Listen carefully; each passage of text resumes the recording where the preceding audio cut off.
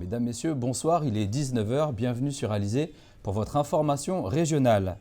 Notre invité ce soir, Monsieur Cédric Charles Charlery, qui est enseignant au STAPS, Université des Antilles. Bonsoir Monsieur. Bonsoir. Alors, est-ce que cette faculté peut-elle réellement poursuivre sa mission étant donné le manque de moyens sévères? J'en suis intimement convaincu, mais on aura besoin de l'aide de vraiment tout le monde. Nous aurons l'occasion de développer un peu plus tard dans ce journal. Merci de votre réponse. Tout de suite, voici les titres qui seront développés pour cette édition du 24 septembre. Trop d'élèves et pas assez de moyens, une rentrée difficile pour la faculté des sciences et du sport. Une journée de sensibilisation pour lutter contre le dépistage tardif du cancer des voies aérodigestives. Après 10 années passées à la direction de la scène nationale, José Plia tire sa révérence. Le journal, Nicolas Beaubrun. Sciences et techniques des activités physiques et sportives sont victimes de leur succès. Elles manquent cruellement de place et de moyens pour continuer à accueillir des étudiants toujours plus nombreux. Il s'agit d'un mouvement national relayé en Guadeloupe par les professeurs et les étudiants de cette filière. Ils demandent plus de moyens. Les salles de cours sont trop petites et ne peuvent pas accueillir tous les étudiants dont les effectifs ont doublé en 3 ans. Ce matin, les étudiants se sont rassemblés sur le terrain de foot du campus de Fouilleul. Le reportage de Bénédicte Jourdier. Comme cette salle de cours, la faculté des sciences et du sport en possède seulement 3 à sa disposition. Avec le nombre d'étudiants en nette augmentation depuis 3 ans, surtout en première année, cette filière dénonce des manques de moyens. Alors rentrée difficile en STAPS parce que beaucoup de choses s'ajoutent. Une augmentation du nombre d'élèves qui était peu envisageable. On a stagnation du nombre d'enseignants, ce qui est le cas pour l'ensemble des facultés ici à l'UAG. Et une problématique spécifique au STAPS, c'est-à-dire le manque de salles. Le manque de salles pour faire des enseignements théoriques, mais aussi la problématique de trouver des installations sportives à l'extérieur qui nous coûtent très cher et qu'on est obligé de payer sur les fonds propres de l'UFR STAPS. Au lendemain du mouvement national lancé par l'ANESTAPS, l'Association nationale des étudiants en STAPS, le directeur espère rapidement trouver une solution. Chaque année, on redémarre avec les mêmes problèmes. Il faut trouver des salles, il faut trouver des installations sportives, il faut trouver des moyens pour louer des installations sportives. Peu de possibilités de mutualisation avec les collègues sur les autres facultés. Et tous mes collègues sont à pied d'œuvre pour essayer de résoudre ces problèmes, mais je crois qu'on fait le maximum. L'augmentation des étudiants cette année nous a fait prendre conscience qu'on est arrivé à notre maximum. On ne pourra pas faire plus. Au lendemain du mouvement national, le directeur espère rapidement trouver une solution. Que ce soit avec le pôle sur la mutualisation des salles, donc sur le campus, avec le VP Pôle M. Détouche, mais aussi d'essayer de trouver des solutions financières pour mes installations sportives, et ce, soit avec le pôle et la région, ou les municipalités, soit directement avec la présidente, qui, je sais, cherche aussi à nous apporter son soutien. Ce dossier sera bien sûr suivi de près vendredi prochain, 2 octobre, lors du conseil d'administration de l'Université des Antilles. Donc Cédric Charles Charlery, vous êtes enseignant donc à l'Université des Antilles. Quelles difficultés réelles vous rencontrez au quotidien? Pour bien comprendre, là, les premières années atteignent presque 500. Et donc on a par exemple 12 groupes de TD, et quand on a une activité sportive par exemple, et qu'on l'a programmée sur 20 heures dans le semestre, il faut trouver 12 fois dans la semaine 2 heures d'installation, et ce sur 10 semaines pour pouvoir vraiment faire l'enseignement. Donc ça devient très compliqué. Donc un volume conséquent en fait. Un volume énorme de consommation d'installations sportives, et un volume énorme aussi de consommation de salles de cours. Et comment vous expliquez cet engouement pour la filière STAPS? Je pense qu'elle est le fruit d'une conjoncture assez particulière, notamment sur l'offre de formation dans le monde du sport. Il y a la DDJS par l'intermédiaire du CREPS ici qui offre des formations, mais qui ont des coûts bien plus importants et qui ne sont pas régulières. Et puis il y a un engouement aussi pour le monde du sport, et notamment pour la filière aussi APA, qui a des perspectives qui sont peut-être très intéressantes, mais qui ne sont pas aussi confirmées. Donc c'est pour ça aussi qu'il y a cette manifestation des étudiants STAPS, c'est pour avoir une certaine lisibilité sur la professionnalisation des étudiants STAPS, et notamment dans le monde de l'APA, avec certainement la possibilité de se voir rembourser de l'activité physique adaptée qui serait prescrite par un médecin. Donc il y a un engouement assez important et puis il y a un nombre aussi de profs de PS et de postes au concours qui est reparti en augmentation. Donc du coup, ça crée une conjoncture... Un alignement en fait, offre et demande en fait. Voilà, exactement. Ça crée une conjoncture où il y a des perspectives d'emploi qui sont intéressantes. Et puis c'est des études qui sont parfois un peu plus, on va dire, plus agréables parce qu'il y a souvent une petite passion sportive. Et donc du coup, les étudiants s'inscrivent massivement. Donc justement, les futurs étudiants qui vous voient, il y a 79% d'élèves boursiers et un mode particulier d'inscription au niveau, un tirage au sort. Dans beaucoup d'universités, alors nous on a essayé de tenir au maximum, mais à un certain moment on a commencé à limiter les inscriptions et là on est obligé de les clôturer parce qu'on n'arrive plus à fonctionner. Certaines facultés ont choisi des tirages au sort, certaines facultés ont choisi des sélections déguisées et elles n'en ont pas le droit. Donc on devient dans une situation où on est dans une situation paradoxale, on accepte tout le monde et puis on ne peut pas fonctionner. Ou alors on décide de limiter quand même le nombre d'inscriptions pour pouvoir avoir un enseignement qui soit acceptable. Alors, quelles seraient les solutions justement pour résorber ce problème? Peut-être une piste de mutualisation des différents services, des différentes unités? Alors, comme on l'a vu sur le reportage, M. Hertog souligne qu'on a vraiment une attention particulière de notre présidente, Mme Mancé-Caster, et aussi de notre présidente pure, M. Détouche, qui ont vraiment compris l'ampleur du problème et qui nous aident. Mais après, c'est des problèmes aussi qui sont structuraux. Donc, l'offre d'installation sportive, elle ne peut pas décupler du jour au lendemain. On est déjà en convention avec 7 ou 8 installations sportives différentes. Elles sont toutes louées. Donc on est en concurrence avec des collèges, avec des lycées, et le coût des installations est assez important. Donc des budgets conséquents pour la location des infrastructures telles que le CREPS ou la piscine ou les différents gymnases. Exactement. Donc le CREPS, la piscine, le hall Paul Chonchon, le palais des sports du Gosier. Et je tiens à souligner le professionnalisme et vraiment les efforts qui sont faits dans les différentes structures. Je pense au hall Paul Chonchon, je pense aussi au palais des sports du Gosier qui nous accueille maintenant depuis 3 ans. Mais c'est très compliqué pour eux de nous faire des tarifs qui soient attractifs et qui nous permettent de fonctionner. Merci Monsieur Cédric Charlery d'avoir accepté notre invitation. Donc je rappelle que vous êtes enseignant au STAPS à l'Université des Antilles. Une page à présent d'économie. Beaucoup d'entre vous connaissent ou peut-être ont entendu parler du RSI, le régime social des indépendants. Un rapport parlementaire rédigé en début de semaine par les députés socialistes a été remis au Premier ministre Manuel Valls.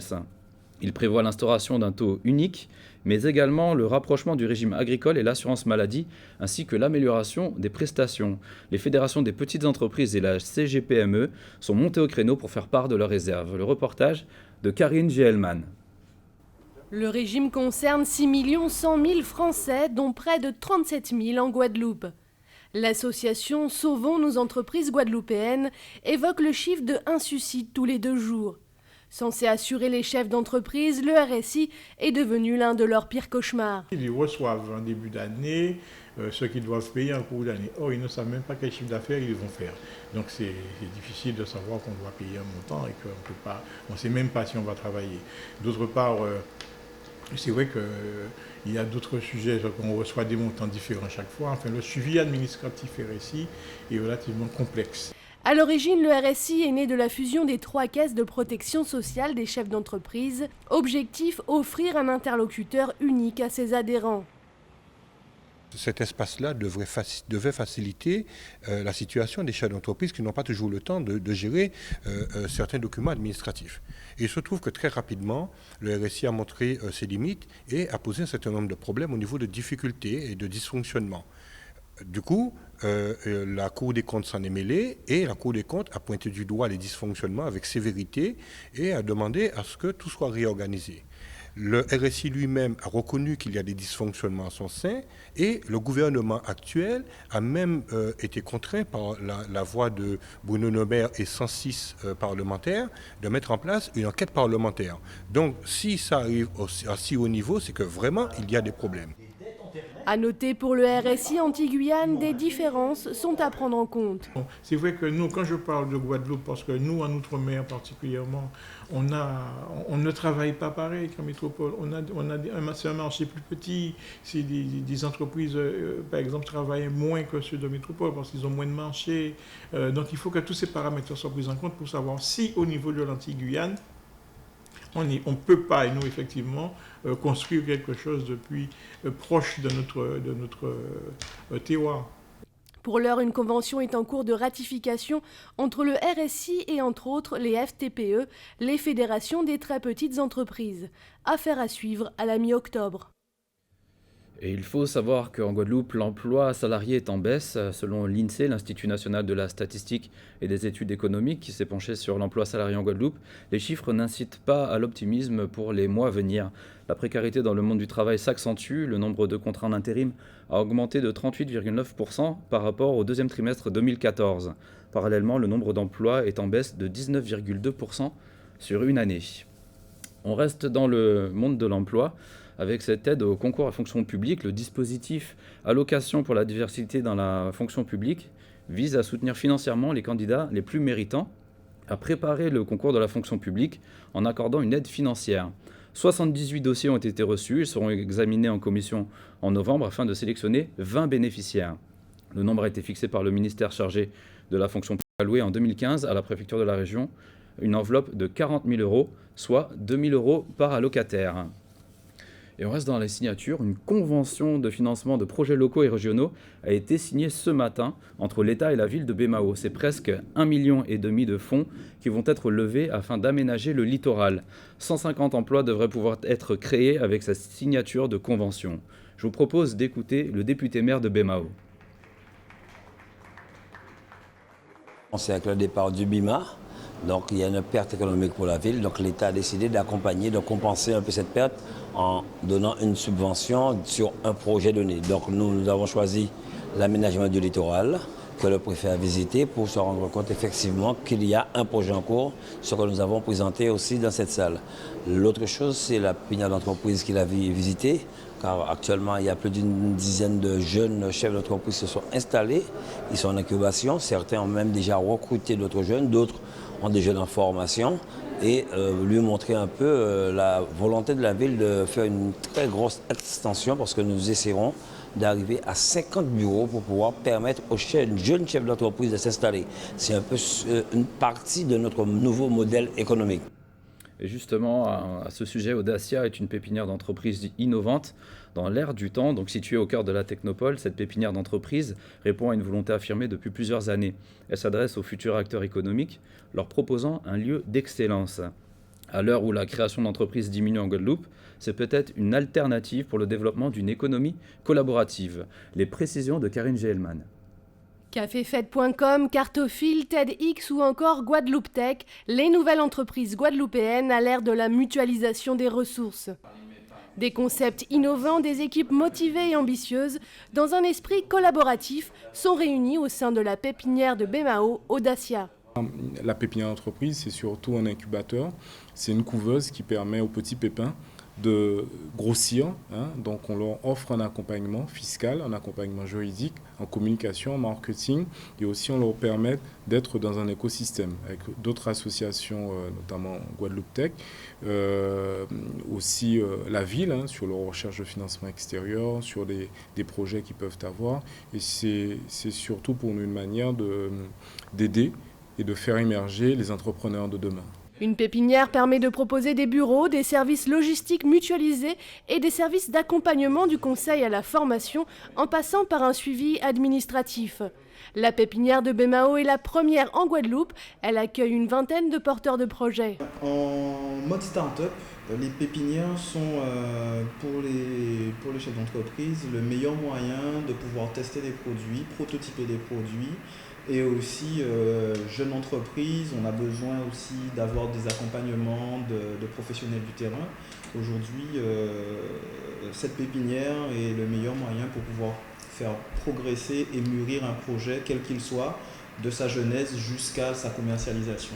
Un avantage qui est très très important, c'est de pouvoir être accompagné bénéficier d'un accompagnement d'experts, consultants qui sont dédiés à la totalité des besoins des pépins de cette pépinière. Situé à Baie-Mahault, Dacia est intégré à un complexe de 40 hectares. L'ambition, créer une technopole aux allures de campus américain, mais made in Guadeloupe. Un mot à propos de la campagne à présent. Louis Molinier, chef de file de l'UDI Guadeloupe, fait valoir l'investiture de la direction nationale de son parti pour réaliser l'alliance avec Harry Chalus pour les élections régionales. On sait que le vice-président de l'UDI Guadeloupe, lui, s'est prononcé pour suivre Laurent Bernier. Ouvrons une page de santé à présent, encore méconnue du grand public. Le cancer des voies aérodigestives supérieures est responsable d'un taux de mortalité important, environ 5000 décès au niveau national sur 600 000 nouveaux cas en 2008. La Guadeloupe, également concernée par cette pathologie, a inscrit dans ses missions une journée de sensibilisation, sous le thème cette année « Prendre le cancer à la gorge ». Le reportage d'Éric Pommier. Saignement de nez, mal à la gorge, boule dans le cou ou douleur à l'oreille. Si l'un de ces symptômes persiste 3 semaines, consultez rapidement un médecin. Voilà comment prendre le cancer à la gorge. C'est le thème de la journée d'information auprès du grand public sur les cancers des voies aérodigestives. Journée d'information qui a été organisée ce matin au centre hospitalier universitaire de Pointe-à-Pitre-Abîme. Elle s'inscrit dans le cadre de la semaine européenne de sensibilisation à la pathologie. Ce sont des cancers nez, gorge, oreille qui peuvent être curables dans 80-90% des cas s'ils sont pris à un stade précoce.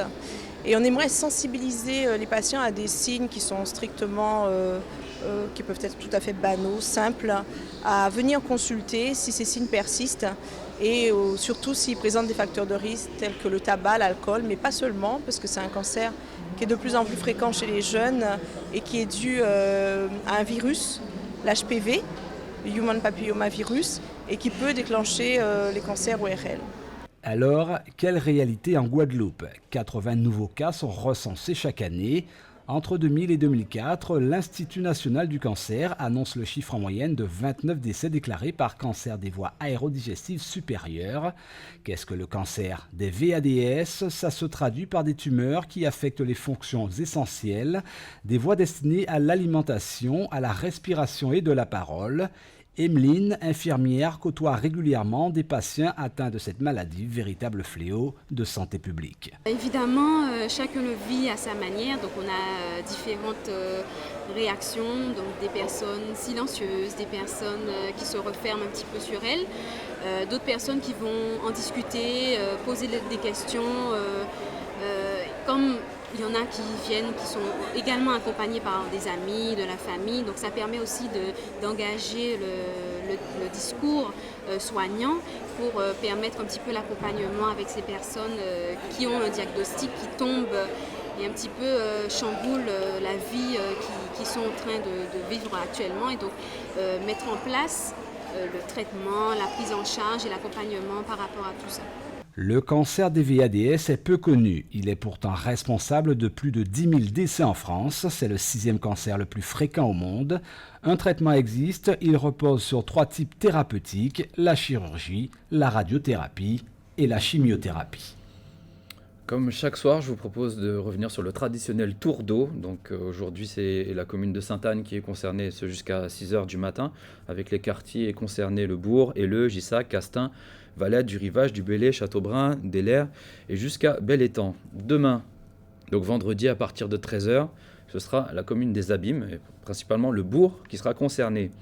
En dehors des tours d'eau, le numéro s'affiche en bas de l'écran, donc si vous notez une coupure en dehors de ces tours d'eau.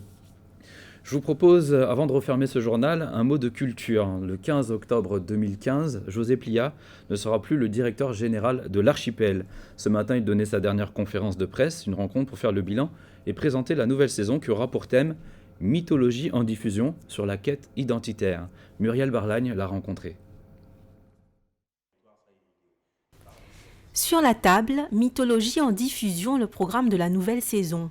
C'est sa dernière conférence de presse en tant que directeur général de l'Archipel. José Plia a pris le temps d'y réfléchir.